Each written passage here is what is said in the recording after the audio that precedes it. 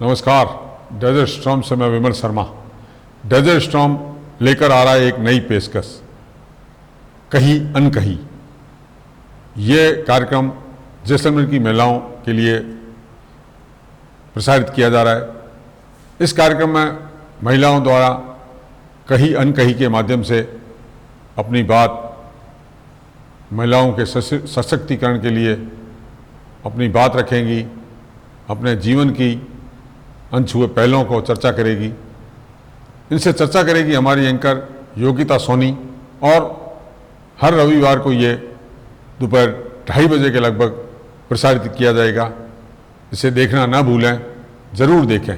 किसी को घर से निकलते ही मिल गई मंजिल तो कोई ताउम्र सफ़र पर ही रहा। हालांकि सफ़र का भी एक अपना रोमांच होता है। जो अनुभव, जो सीखना सफ़र में होता है, वो शायद मंजिल पा लेने के बाद कहीं रुक सा जाता है। नमस्कार, मैं हूँ योगिता सोनी और आप देख रहे हैं डेजर्ट स्टॉर्म न्यूज़ का कार्यक्रम कहीं अनकहीं। आज के जो हमारे गेस्ट हैं, उन्हें अगर समाज सेवी कहा जाए तो गलत नहीं होगा। आइए आज उनसे बात करते हैं। उषा खत्री जी, नमस्कार। उषा जी नमस्कार। जय श्री कृष्णा, जय इंग्लाज। जय इंग्लाज। बहुत बहुत स्वागत है डेजर्ट स्टॉर्म न्यूज़ पर। थैंक यू योगिता जी आपका, और मुझे आपसे मिलकर अच्छा लगा। आपकी न्यूज़ चैनल में देखती रहती हूँ, आपके इंटरव्यूज़ देखती रहती हूँ। नारी शक्ति पे जो आप काम कर रहे हैं, नारियों को आगे लाते हैं, सबके बीच में प्रस्तुत करते हैं, तो मुझे भी अच्छा लगता है। और आज मुझे आपने ये जो मौका दिया है, इसलिए आपका धन्यवाद, तहे दिल से शुक्रिया।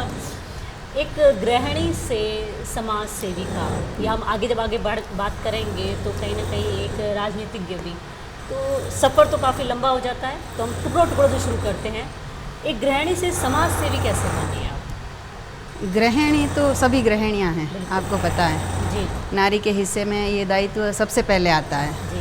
तो गृहिणी का दायित्व तो सब निभाते हैं, अच्छे से निभाते हैं। और समाज सेवी के लिए कि एक अंदर की जो भावना होती है ना, वो मेन होती है।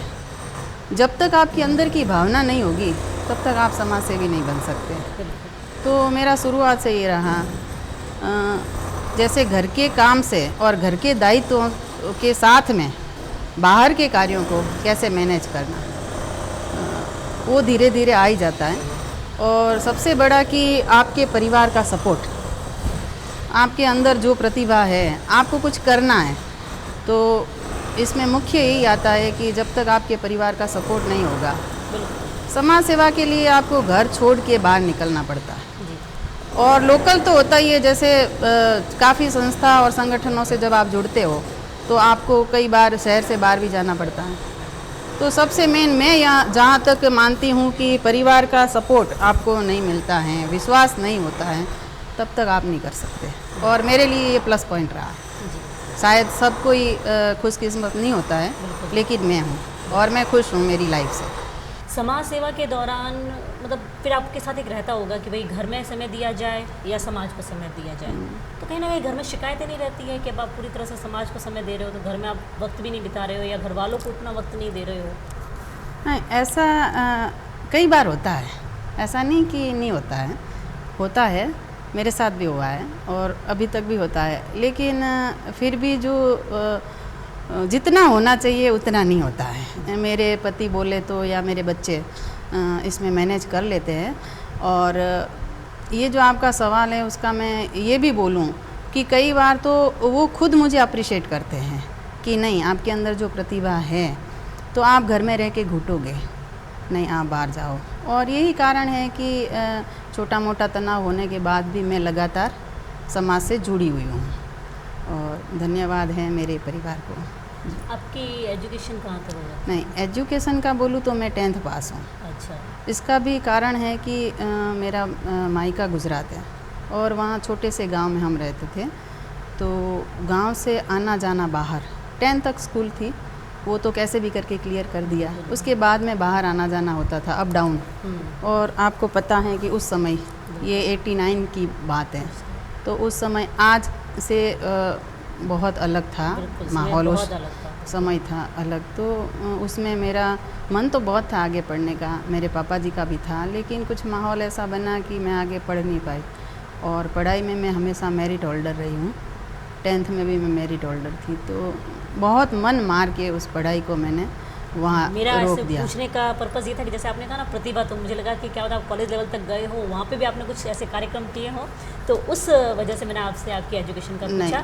पर आपने एक बहुत ही अच्छी मिसाल रख दी सबके सामने कि शिक्षा ज़रूरी नहीं है कि जिसने अच्छी शिक्षा या ज़्यादा शिक्षा हासिल की है वही कुछ कर सकता है किसी क्षेत्र में। आज आपने ये भी साबित कर लिया है कि कम शिक्षा कहीं भी आड़े नहीं आती है, सीखना तो कहीं भी हो जाता है किसी भी क्षेत्र में, ज़रूरी नहीं है कि हम स्कूली पढ़ाई ही पूरी तरह से करें। हाँ, अनुभव जो होता है ना, जी, जो देता है ना, बिल्कुल। वो शायद शिक्षा और उस टाइम का 10th पास होना बिल्कुल। और आज का कॉलेज आप कंपैरिजन उसमें कर सकते हो। बिल्कुल। तो 10th तक भी जो स्कूल की सारी एक्टिविटीज़ थी, जो भी था, मतलब हर एक एक्टिविटीज़ में मेरा उसमें हिस्सा लेना और हर एक्टिविटीज़ को फर्स्ट या सेकंड प्रतियोगिताओं में मैंने हमेशा फर्स्ट या सेकंड क्रमांक हासिल किया है। तो उसके मतलब जो प्रशस्ति पत्र होते हैं या प्रमाण पत्र, आप सोचो तो इतने सारे मेरे पास में 10th तक के भी, और आगे पढ़ाई होती तो पता नहीं क्या होता, लेकिन मौका नहीं मिला, कोई बात नहीं, किस्मत की बात है। ये हीमोफीलिया सोसाइटी ये क्या है जिससे आप जुड़े हुए हैं? हाँ, हीमोफीलिया बोले तो एक रोग का नाम है जो जैसलमेर ज़िले में काफ़ी रोगी हैं इससे ग्रसित। तो उसमें जो खून होता है उसके थक्के जम जाते हैं, तो उसके लिए जो रोगी होता है उसको समय समय पे रक्त चढ़ाने का ज़रूरी हो जाता है। तो ऐसे में जैसे मैं समाज सेवा से जुड़ी हूँ, मैं हमारे खत्री समाज जैसलमेर की महिला मंडल अध्यक्ष हूँ 2 साल से।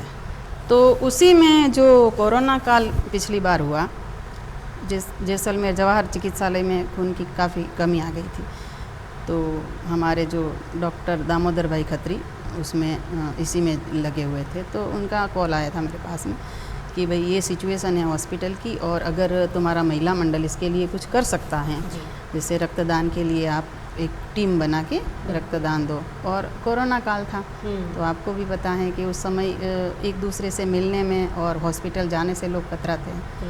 तो ऐसे में एक छोटा सा प्रयास था मेरा हॉस्पिटल के लिए और इन रोगी ग्रसित के लिए।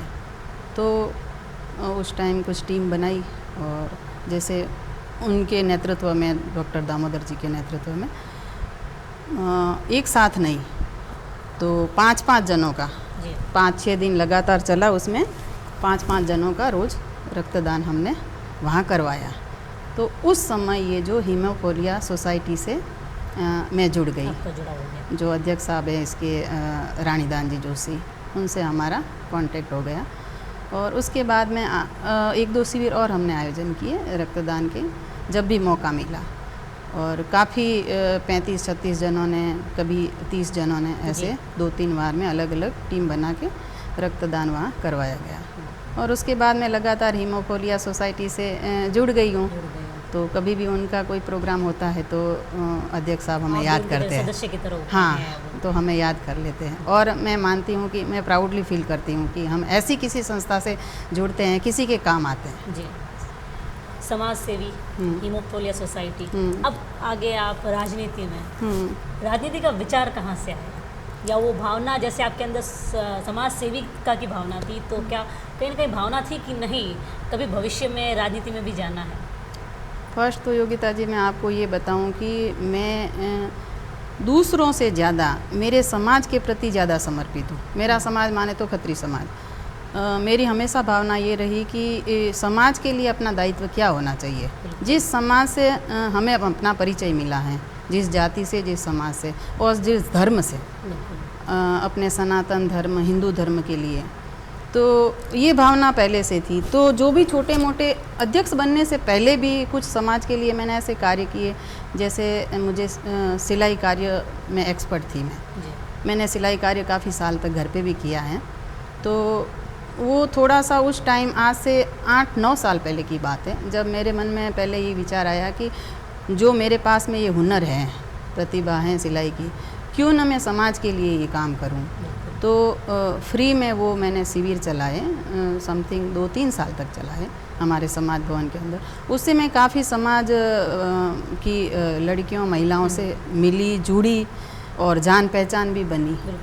तो ये एक भावना थी, निःशुल्क चलाया, 2-3 घंटा डेली का समय देना, और वो उससे ज़्यादा ये था कि हमसे कोई सीख पाया, कोई सीख पाया, बिल्कुल। उनको अपना हुनर उनको दिया, और देना भी चाहिए। हुनर का यही खासियत, जितना हाँ। आप बढ़ाओगे उतना खुद हाँ। के अंदर भी बढ़ेगा। हाँ, और कई लोग सीखे और उससे अपना गुजारा भी किया, और आज तक वो याद भी करते हैं। बिल्कुल। और अब तो इतना समय नहीं मिल पाता कि मैं वो शिविर चलाऊं, कोशिश रहती है लेकिन।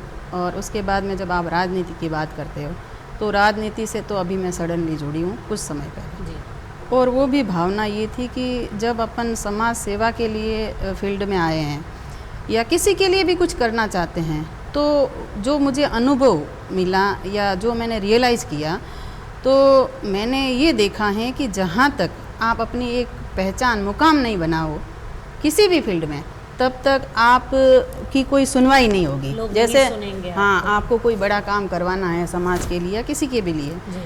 तो आपको अपना किसी भी फील्ड में एक मुकाम हासिल करना पड़ेगा। और दूसरा, हिंदुत्व की जो लड़ाई है, मैं मोदी जी की बहुत बड़ी फ़ैन हूँ, तो उनसे जुड़ना मतलब कि बीजेपी से जुड़ना, तो ये भावना से मैंने समथिंग 2 महीने 3 महीने पहले बीजेपी ज्वाइन की, और बहुत सम्मानित तरीके से धन्यवाद बोलती हूँ मैं मेरी महिला मोर्चा टीम का, और सभी जो सांसद वगैरह जो भी बड़े बड़े हैं इसमें, उनका कि बहुत सम्मानित तरीके से मुझे उन्होंने उसमें स्वागत किया मेरा। तो धन्यवाद बीजेपी टीम का, जैसलमेर की बीजेपी टीम का। वैसे मेरा अगला सवाल का आपने जवाब भी दे दिया। मैं यही पूछना चाहती थी कि आपने राजनीति में कदम तो रखा, तो आपने भारतीय जनता पार्टी को ही क्यों चुना? पर आपने अपने इस जवाब में मुझे उसका भी जवाब दे दिया। नहीं, हमने सनातन धर्म को, अपना जो भी धर्म है, मैं किसी धर्म के विरुद्ध नहीं हूँ, जो भी धर्म है उसकी रक्षा करना और उसको बढ़ावा देना, उसका प्रचार प्रसार करना सभी का दायित्व बनता है। बिल्कुल। तो ये वजह थी कि बीजेपी मेरी फर्स्ट चॉइस है और वही हमेशा रहेगी। उषा खत्री को आप किस तरह से देखती हैं? गृहिणी, समाज सेविका या भविष्य की राजनीतिज्ञ? जो भी कह दो, सब कुछ। गृहिणी तो मैंने आपको पहले ही बताया, सबसे बड़ा दायित्व, और मैं ये सोचती हूँ कि ये दायित्व सबको निभाना चाहिए, जो निभा भी लेती है आसानी से, ये इतना टफ नहीं है। उससे उनके खून में है। हाँ, यही समझ लो कि हर औरत के खून में है गृहिणी हाँ, के पद को बिल्कुल, निभाना। हाँ बिल्कुल। आप कितना भी पढ़े लिखे हो, आप कितनी भी बड़ी जॉब करते हो, फिर भी घर की कुछ जिम्मेदारियां हैं वो सबको निभानी पड़ती हैं। और धीरे धीरे जैसे बच्चे बड़े होते हैं तो थोड़ा फ्री समय मिल जाता है। जब मेरे भी बच्चे छोटे थे तो मेरे पास में इतना समय नहीं, जॉइंट फैमिली में रहते थे। और अब जैसे जैसे बच्चे बड़े हुए हैं, दोनों बच्चियों की शादी भी हो गई है, तो मुझे फ्री समय मिल जाता है। तो इस हिसाब से अच्छे से मैनेज कर पाती हूँ मैं। और गृहिणी और राजनीति के बीच में जो समाज सेविका का आप बोला है, तो मेरे लिए सबसे ज़्यादा प्रायोरिटी समाज सेविका की है। दिल के सबसे करीब समाज सेविका हाँ, है। कि मैं मेरे समाज के लिए क्या कर पाऊँ और मेरे समाज को मैं संगठित कैसे करूँ। और ये सिर्फ जैसलमेर के लिए नहीं, मैं अखिल भारतीय लेवल पे भी कई हमारी समाज की संस्थाओं से जुड़ी हूँ, और कई ऐसी समाज की समस्याएं, जो सिर्फ खत्री समाज की बात नहीं कर रही हूँ, मैं ऑल समाज की बात कर रही हूँ। आज की सबसे बड़ी समस्या जो लड़कों की सगाई की समस्या, उस पे मेरा ध्यान सबसे पहले गया है। जब मैं जैसलमेर की बार के संगठन से जुड़ी, तो एक हमारा जीवन साथी बायोडाटा ग्रुप करके भी ऑल इंडिया लेवल पे हमारे समाज का चलता है, उसमें मुझे जुड़ने का मौका मिला बतौर एडमिन। जी। तो उसमें बायोडाटा वगैरह प्रेषित होते हैं रोज़। तो उसमें ये सिर्फ बायोडाटा प्रेषित करना और उसमें सगाई संबंध बनाना, ये ही उद्देश्य नहीं है। कहीं ना कहीं दो परिवारों को या हाँ, समाज को आपस में, और भी जो नेगेटिव पॉइंट समाज में आ गए, नकारात्मकता सगाई संबंध के प्रति, उसको उजागर करना। तो ऐसे मुद्दों पे मैं काफ़ी लिखती भी हूँ। एक मेरा लिखना भी पेशा है, आपको बता दूँ, मुझे बहुत शौक है लिखना। आप कोई मुझे एक मुद्दा दे दो, समस्या दे दो, मैं उस पे आपको पूरा मतलब एक निबंध बना के आपको पेश कर दूँगी। तो वो जो मंच मुझे मिला जीवन साथी और उसके जो एडमिन हैं हमारे धर्मेंद्र जी, नितेश जी, उन्होंने मुझे ये मौका दिया, तो मैं उनका भी मतलब खूब खूब तहे दिल से शुक्रिया मानती हूँ कि ये बहुत बड़ा हमारे समाज का अखिल भारतीय लेवल पे मंच है। उसमें मुझे लिखने का समाज की समस्या और उसके निवारण के प्रति लोगों की जो विचारधारा इसमें नेगेटिव आ गई है, जी, उसे दूर तो करने का। हाँ, उस पे लिखने का प्रस्तुत करने का मुझे मौका मिला है, जिसमें समथिंग हमारे समाज के 3 से 4 हज़ार बंधु उसमें जरूर। 10 ग्रुप में जुड़े हुए हैं। तो वो सारे पढ़ते हैं, सारे देखते हैं, और उस हिसाब से मुझे मेरी पहचान भी मिली है जी, अखिल भारतीय लेवल पे। आज मुझे उषा खत्री के नाम से, जैसे हमारे इसमें खत्री समाज में जैसे हम बोलते हैं उषा भूत, जैसे होता है ना, अलग अलग गोत्र हाँ, सब जाति में, तो उषा अनिल जी भूत के नाम से मुझे मेरी पहचान मिली है। आज मेरी पहचान से मैं खुश हूँ, इस पहचान माफ़ कीजिएगा उषा जी, आपको बीच में रोक रही हूँ, हम भी थोड़ा समय सीमा से बंधे हुए हैं। से। जी, इस तरह से हम अगर बातें करेंगे तो शायद हमारा समय और खिंच जाएगा। आखिरी सवाल, या यूँ कहिए हमारा आपसे रिक्वेस्ट है कि हमारे चैनल के थ्रू आप लेडीज़ को, महिलाओं को क्या संदेश देना चाहेंगी? मैं महिलाओं को यही संदेश देना चाहती हूँ कि सबके अंदर एक प्रतिभा छुपी हुई है ना। जो बोलते हैं कि सब हीरा हैं, जो घिसता है वही तराशता है। तो अपनी प्रतिभा, अपने हुनर को निकालिए अंदर से, उसको अंदर के अंदर ख़त्म मत कीजिए। बिल्कुल। और सबको मौका मिलता है, और परिवार वालों को भी, जो महिलाएं ऐसी है उनके परिवार वालों से भी मैं ये कहना चाहूँगी कि आप भी उनका सपोर्ट कीजिए, कि आपकी वाइफ में, आपकी माँ में, या आपके जो भी घर की महिलाएं हैं उनमें जो भी प्रतिभा हैं, आप उनका सपोर्ट करो, आप उस पर विश्वास करो और उनको बाहर जाने के लिए अनुमति दो।